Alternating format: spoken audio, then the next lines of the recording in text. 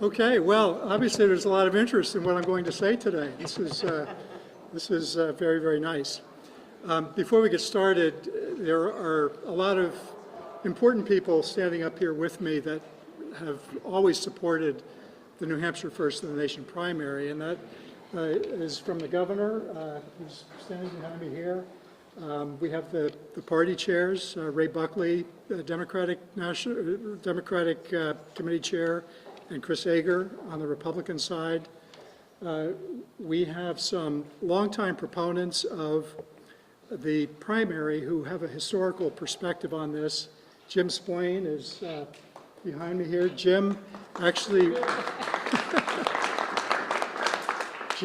wrote the law in 1975 that said that the New Hampshire primary shall go at least 7 days before any similar event.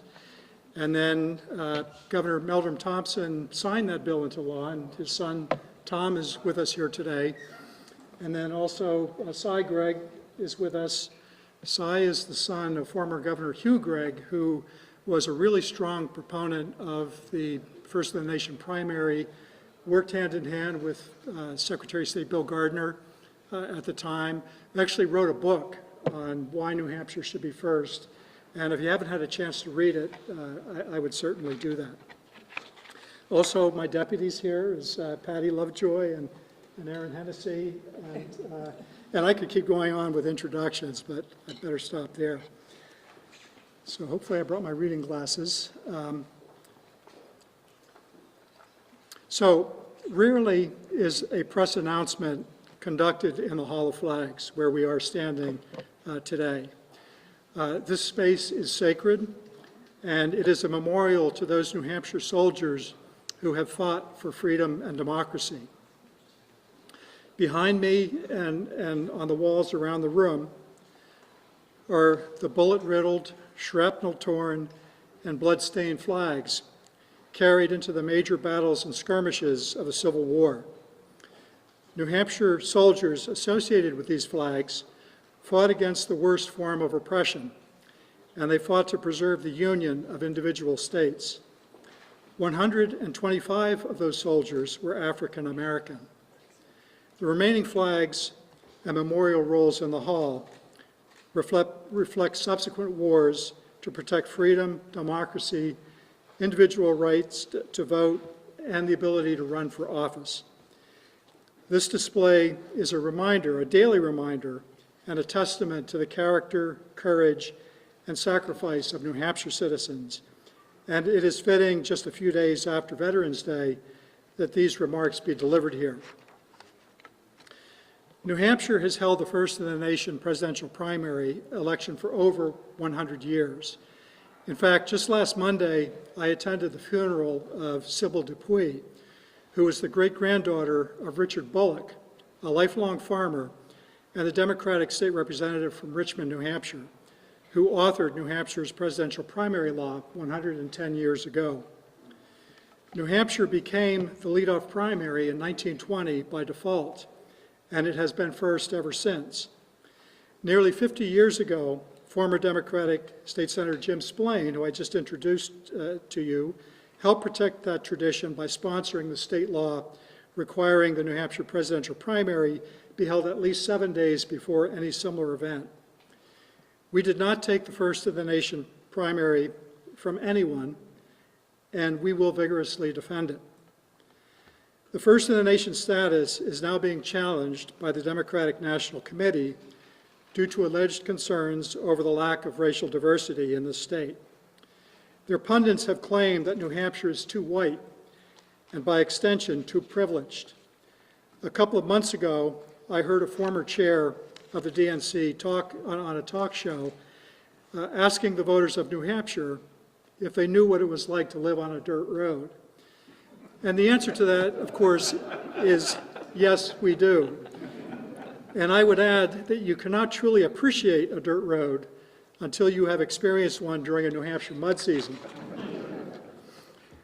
Using racial diversity as a cudgel in an attempt to rearrange the presidential nominating calendar is an ugly precedent. At what point does a state become too old, or too wealthy, or too educated, or too religious to hold an early primary. The truth is, there is no individual state that truly reflects the makeup of America, and no state is more American than any other state. With that said, diversity is not the real issue at play in this debate. At stake is who gets to determine the nominee of the party. The elites on a national party committee by controlling the nominating calendar, or the voters. New Hampshire believes the voters of each state should decide who they prefer as the nominee to be president, not power brokers in Washington, D.C. That is why Representative Stephen Bullock wrote the New Hampshire presidential primary law in the first place. In New Hampshire, candidates of different ethnic backgrounds, genders, religions, and financial means have done well here, sometimes to the dismay of the national political parties. When the colonists fought and won their independence from Great Britain, New Hampshire crafted a state constitution that predates our federal constitution. At the time, there was a general mistrust of government and a strong sense that the citizens should govern themselves. Our state forefathers created a document that spread the power of government as broadly across the citizen population as possible. That is reflected in the 400-member House of Representatives that we have today, each of which receive a salary of $100 per year. Also, there's a 5-member Executive Council that acts as a check on the governor. All local election officials who run the polling places on election day are elected by their neighbors. And many of those officials are in the room today. There are a lot of town clerks that have joined us.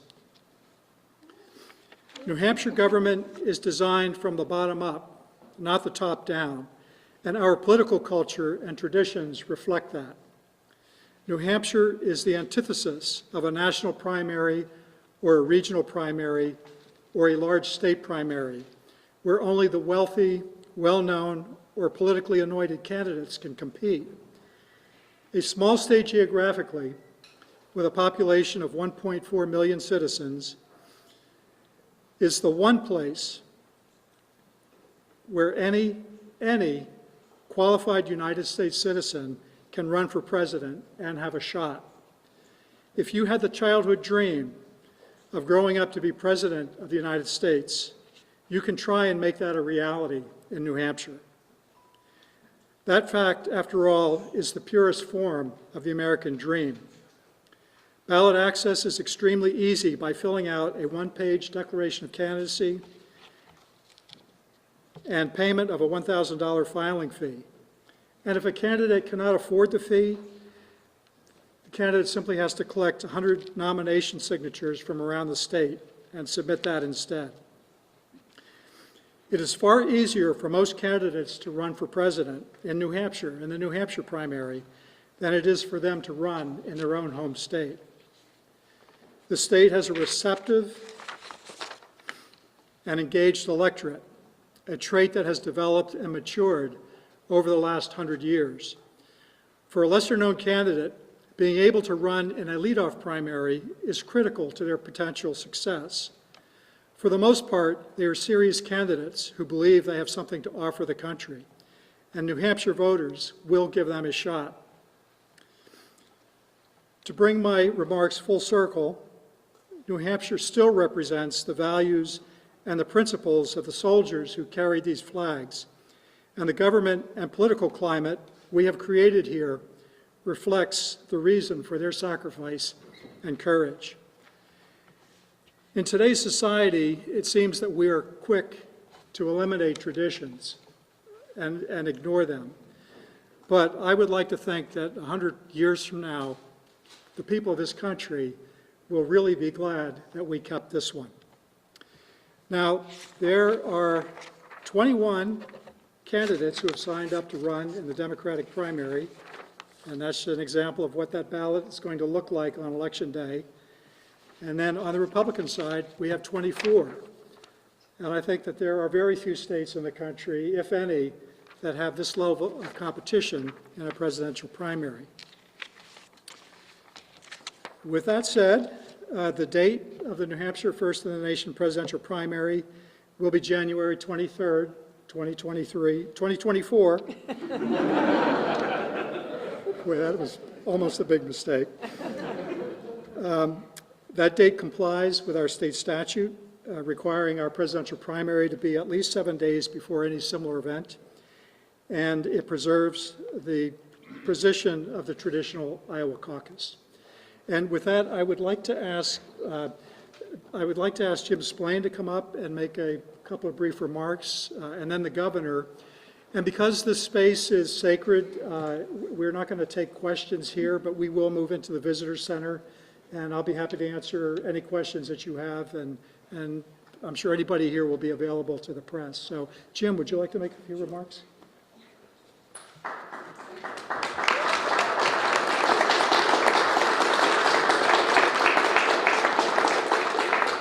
Thank you. 50 years is a long time, but I have enough breath, I think, to be able to say a couple of things about the law and about the work of the Secretary of State on this issue. It's one thing to have a law that says New Hampshire will be 7 days or more ahead of any other state. It's another job applying it. Former Secretary of State Bill Gardner did very well at waiting until the last minute, literally, to find out what the other states had done, what the national parties had done in setting their dates. And I'm sure that behind the scenes, following the Gardner tradition, the current Secretary of State, David Scanlon, did the same. By waiting patiently, until he found out exactly when the other states would be holding their scheduled events, Dave Scanlon has today set the date. And that's how we stay first, not just because of law, but people who have the artistry to be able to apply it.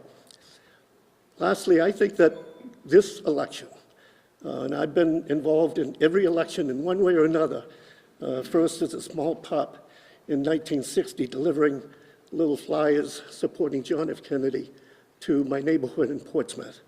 But I think that this election, more than any other that we've had, will be vital, important, and interesting on both sides. The Democratic National Committee failed in trying to stop New Hampshire. We are having a primary with, 21 candidates? And the Republicans are already underway, meeting voters one-on-one, face-to-face, eye-to-eye throughout the state to show their credentials for being president. That's what we're all about. It's going to be interesting in 2024. It's an easy date to forget because we haven't had it yet.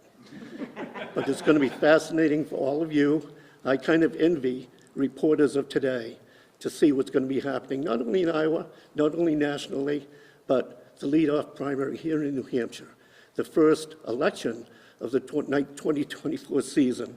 That's a real election where people will be going into polls in the privacy of the booth, not on a postcard, not in a caucus, and voting their choice for President of the United States. Thank you. Thanks, Jim.